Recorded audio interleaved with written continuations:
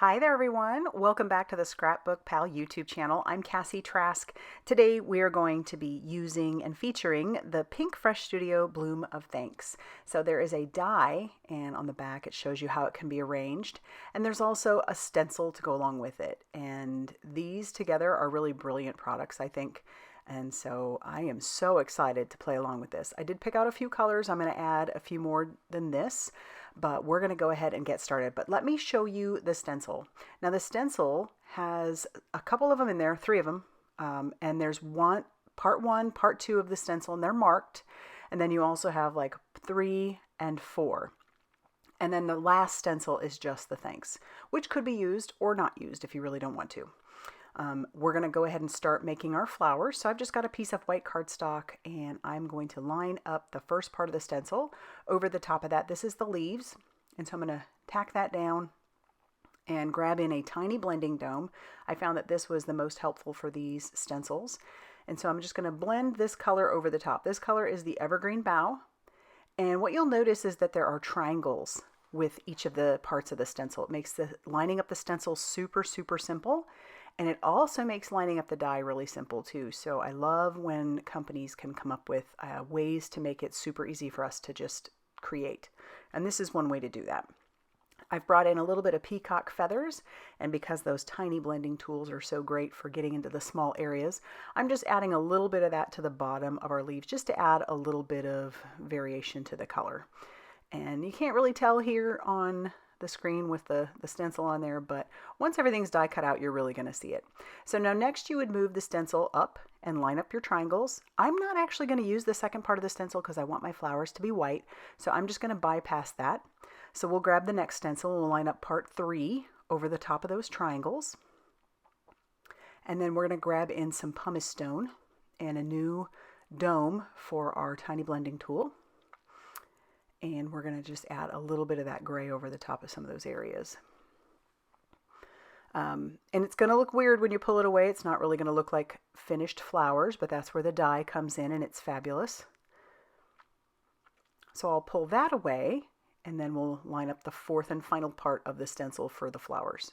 And that's going to be the centers. So I've got some dried marigold there. Once again, lining up those triangles. And then switching out my blending dome. And then we'll just do that over the top of those as well. And you'll see when I pull away the stencil, it doesn't really look complete, but I like how this is going to go so far. So we'll pull away that final stencil. You'll see what I'm talking about, and then we'll just set that off to the side. And when we're ready to die cut, we will. So I am going to use the thanks stencil. I do bring in like a very light teal cardstock. So you could just bypass, like I said, entirely, but I want to add a little bit of color to the bottom of each of the letters. So I'm bringing in some salvaged patina. And once again, I am going to have to put that over those triangles because I am planning to die cut this out. I'll just add a little bit of that color to the bottoms of each of those letters. And again, this is where that tiny blending tool comes in so handy because it just hits those areas, especially with a stencil that is pretty close together. It made it really easy to get where I wanted get the color where I wanted it to go. Again, making sure to hit those triangles also. And I'm going to pull this away and you're going to be like, that doesn't look like much. So we'll grab in the dies. And I'm going to line those up over the top using the triangles. And then we're just going to tack this down with a little bit of Post-it tape. And then I'm going to run this through my die cutting machine when I have both of them ready. But the flowers are the same. Just line up your triangles over the top.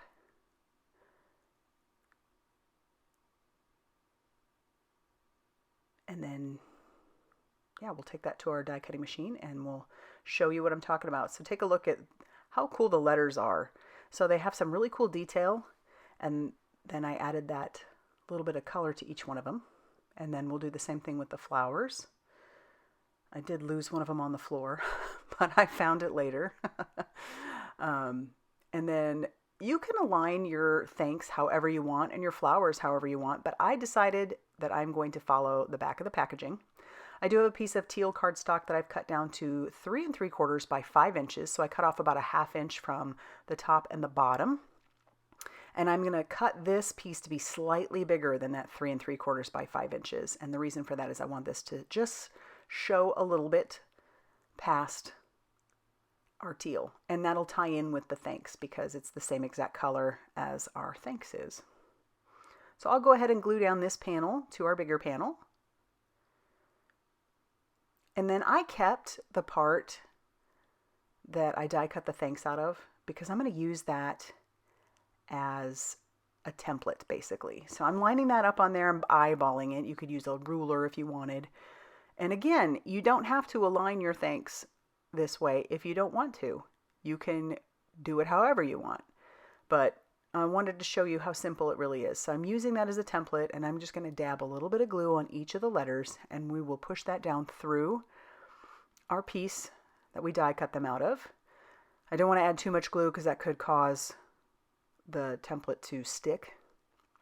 So I'm also, as you can tell, kind of pushing the letters through there and peeling it up sometimes just to make sure that none of it's sticking where it shouldn't. But I do need to make sure that that glue is adhered before I pull everything away. So just making sure that it's sticking. And I'm using reverse tweezers. I find that my reverse tweezers are so incredibly important. And we're just going to do that with each of the letters.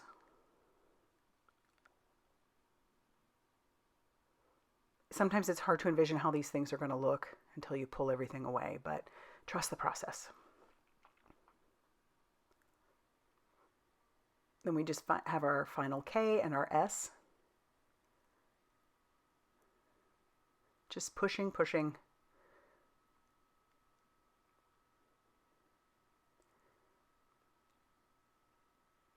And then once that's on there and nice and glued down, I'm going to slowly, and use my reverse tweezers, I'm going to peel away the template that I have.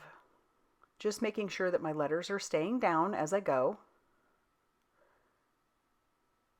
And there you go. It looks just like the other one. And I'm going to even put the flowers down the exact same way. The one thing I do want to do though is I decided I wanted to have a little bit of dimension. So I'm going to use some foam adhesive. So I'm using the small ones and a little bit of glue at the bottom of the stems. So it will give a little bit of dimension to each of the flowers. Now I know you're looking at some of those flowers and you're thinking those foam squares are too big for that. And so I'm going to use some micro foam squares as well. My life was changed when I realized they were micro, which I know seems maybe a little bit silly, but I've used these so much since I discovered that this was a thing. Because sometimes you just need a small foam square for those little things. So I'm using it on like this little bloom and then glue on the stem and the leaves, and we did the same thing with all the others. Now these two pieces, this one, I'm just going to glue those down. They'll be in the background, which is great. And there's also that set of leaves. But then there's the other set of leaves that I'm going to use 3 micro squares on the leaves themselves. And I'm going to use glue on the stem. So we'll peel off that release paper, add a little bit of glue, and then I can tack that down. Again, using the back of the packaging as my guide.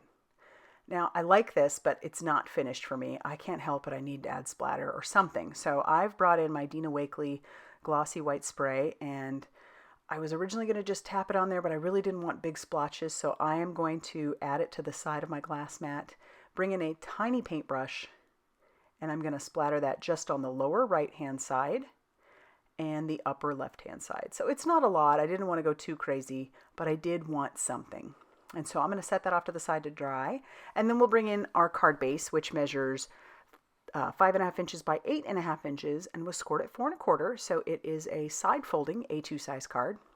I brought in a couple of scraps of paper from what we used on the outside of our card, and I'm just going to trim those down.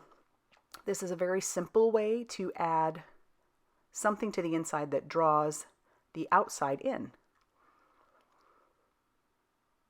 And I always like that. It's like a little finishing touch.